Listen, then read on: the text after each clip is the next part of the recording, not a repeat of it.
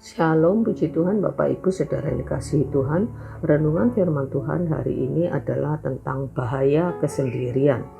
Kemajuan teknologi dan berkembangnya dunia media sosial dan sarana hiburan mengkondisikan orang untuk betah dan nyaman berlama-lama sendiri dengan ditemani perangkat yang namanya gadget. Dan banyak orang tidak menyadari bahaya dari kesendirian, di mana tidak ada orang yang mengawasi, mengontrol, dan melihat apa yang sedang dilakukannya. Apa saja bahaya dari kesendirian? Yang pertama, orang bebas melihat, mendengar, dan melakukan apa saja.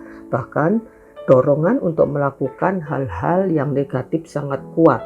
Dan itu bisa terjadi dan bisa dilakukan di tengah-tengah kesendiriannya. Yang kedua, dengan kesendiriannya dan kenyamanannya untuk berlama-lama, ya, dengan melakukan hal-hal yang menyenangkan, yang dianggap menyenangkan, orang melalaikan hal-hal penting seperti belajar, bekerja, berdoa. Bahkan tidak sedikit orang yang sampai kecanduan game, kecanduan nonton film, dan sebagainya.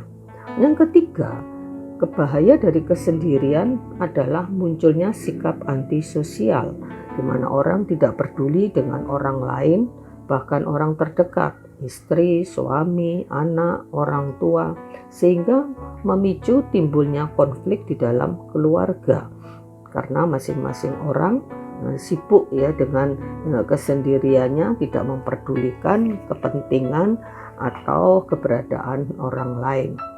Karena itu mari kita waspada, berhati-hati dalam menggunakan saat-saat kesendirian kita. Gunakanlah untuk hal-hal yang positif dan bermakna, seperti contoh yang Yesus lakukan di dalam Injil Matius 14 ayat 23. Di sana dituliskan, dan setelah orang banyak itu disuruhnya pulang, Yesus naik ke atas bukit untuk berdoa seorang diri. Ketika hari sudah malam, ia sendirian di situ.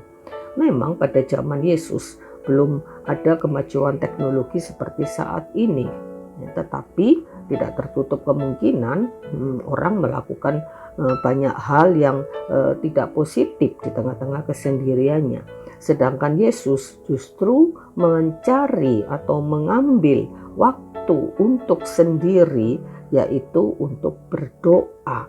Dan apa yang dilakukan oleh Yesus ini adalah sesuatu yang positif, ya, dan kita harus meneladaninya untuk kita menggunakan saat-saat kesendirian kita untuk hal-hal yang positif. Kita melihat contoh juga di dalam Perjanjian Lama, di dalam 2 Samuel pasal 11, bagaimana Raja Daud, ya, ketika orang-orangnya, ya, prajuritnya, tentara-tentaranya sedang berperang, Daud tidak ikut berperang. Dia menggunakan waktu kesendiriannya, ya, dengan bersantai di atas sotoh rumahnya, dan kemudian kita tahu semua, ya, tragedi yang terjadi, bahwa Raja Daud akhirnya jatuh, ya, tidak hanya dalam dosa perzinahan tetapi juga dalam dosa pembunuhan. Karena itu Bapak Ibu Saudara yang dikasihi Tuhan, mari kita waspada, kita berhati-hati di dalam menggunakan waktu-waktu sendiri kita.